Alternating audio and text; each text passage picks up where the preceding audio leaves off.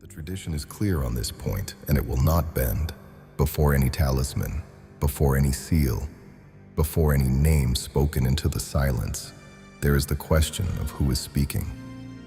The magus is not the operator of an external machine. The magus is the instrument through which the work resounds.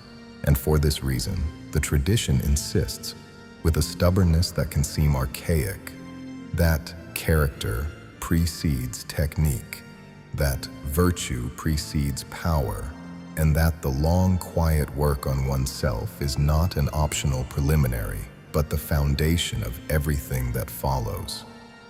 Think of a musical instrument. A violin out of tune does not produce silence. It produces distortion. It plays whatever music is set before it, but the notes arrive warped, recognizable, and yet wrong in every detail. A warped instrument does not fail by producing nothing. It fails by producing something that poorly resembles the thing intended. This is why the old texts are so persistent, sometimes to the point of seeming repetitive, about fasting, purification, silence, study, and the slow cultivation of moral character before any serious operation. It is not superstition. It is closer to acoustic physics. Whatever you call through yourself. Whatever the source sends, it enters the world by way of your own voice. If that voice is thickened by self-deception, fear, ambition, or unexamined compulsion, that is what the source will sound like when it arrives. The power was intact. The instrument was not. Agrippa is blunt, the soul overwhelmed by the flesh, by frail sense, by material passions, is unworthy of divine command. This is not a moral verdict. It is a diagnostic. A soul still tangled in its own compulsions cannot issue a command that is actually free. It can only ventriloquize what the compulsions already want. You think you are invoking the sun for clarity, and the sun has no objection. But what reaches the ground is filtered through whatever was already in you. Clarity becomes self-righteous justification. Vitality becomes restlessness. Authority becomes dominance over others. The tradition calls this unworthiness, but the word is misleading. It is not that the universe withheld the gift. It is that the shape of the receiver bent the gift the moment it touched ground. So the old path begins not with technique, but with character. Prudence, courage, temperance, justice, years of them. Not as decoration, but as structural work on the instrument.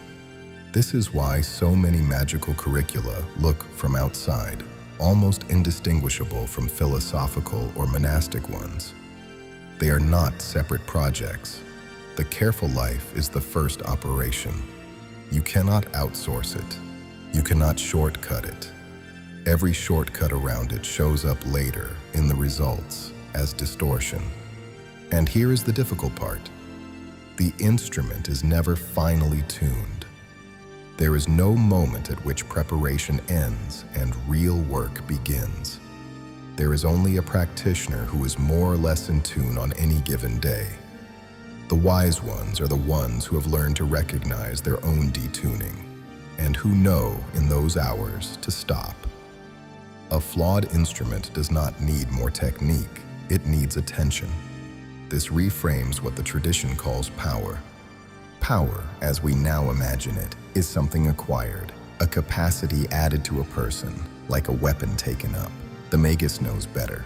There is nothing to acquire. The capacity is already flowing through the cosmos at full volume. The only question is, how much of it can pass through this particular instrument without being bent? Virtue, then, is not a moral achievement you offer up in exchange for access. It is the tuning that allows access to survive the passage. The cracked vessel spills. The clouded mirror reflects confusion. The divided heart calls contradiction into its own life and is then astonished when contradiction answers. So before asking what you want to be able to do, ask a harder question. What in you is presently shaped to receive that thing cleanly, and what in you would immediately distort it? If those two lists are honest, your work for the next several years is already clear.